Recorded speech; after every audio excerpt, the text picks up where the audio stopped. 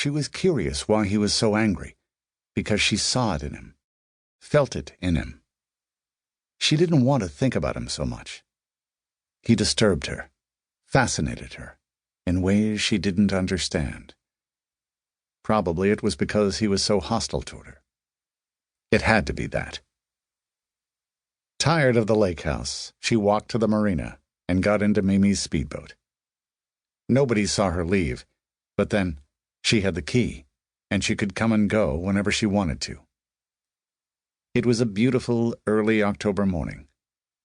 All around the lake, mostly trimmed with pine trees, a few hardwoods were beginning to show their lovely fall colors. The leaves turned more slowly here in the foothills of the Appalachian Mountains. Up in North Carolina, people said, the leaf season was in full swing, attracting tourists from all over the Piedmont. Around the North Georgia lake where Mamie's house was situated, the maples were going to be glorious in their reds and golds. This was Emma's favorite season. She loved the bright beginnings of the season, the many different shades that combined to turn the whole world bright and new in its last feverish gasp before winter. She turned the boat toward the wide-open part of the lake and revved it up. She laughed as the wind blew her hair back, bit into her face, made her feel alive and young, as if the whole world was hers. The sun was low on the horizon, making a bright trail in the water as she whirled the boat and sent it spinning toward the distant shoreline.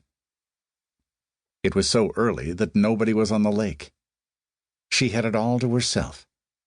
She could step on the gas and never have to worry. There was a horrible scraping sound, a horrible jolt that shook the boat and Emma. "Damn it!" The angry curse came out of nowhere, like the jet ski that she hadn't seen in the brilliance of the morning sun that blinded her for just a few seconds. She let off the gas, shaking from the collision and fear of what she'd done. She stood up in the boat, her eyes searching the water around her. There was a jet ski on the side of the boat toward the small cove. "Oh no! Oh no!" she cried. "I'm sorry!" There was no answer. The jet ski revved and headed toward the distant dock. She knew at once whom she'd hit, and her blood froze. But he seemed to be all right. He got to the dock and climbed off the jet ski. He sat there, seemingly disoriented, and called to someone. As Emma watched, 3 people spilled out of the huge, luxurious lake house and ran toward him. Unseen by the people in the cove, Emma eased the boat into motion and moved it back toward the marina. Her heart was racing like mad. She'd hit Connor Sinclair. He'd be out for her blood. He'd warned her. He'd threatened her. When he found out who'd hit him, she'd have no safe place to hide in the whole world. She had no place to run. She couldn't go home. Her father would want to know why she'd come, why he wasn't getting the money she was supposed to send him every month. He'd be furious. Mamie was overseas, and she'd called just once to tell Emma that she'd be in places where she wouldn't have cell phone service for a few days. Emma had all of $100 in her bank account and less than $200 in savings.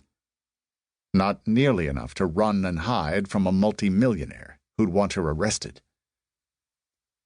She drove the boat back to the marina, aware that it had a dent on one side where it had hit the jet ski.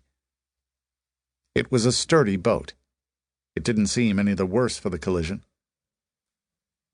She drove it into the slip and got out, pausing to ask the custodian if the boat could be dry-docked, because Mamie was going to be away for the rest of the year, and it was turning cold.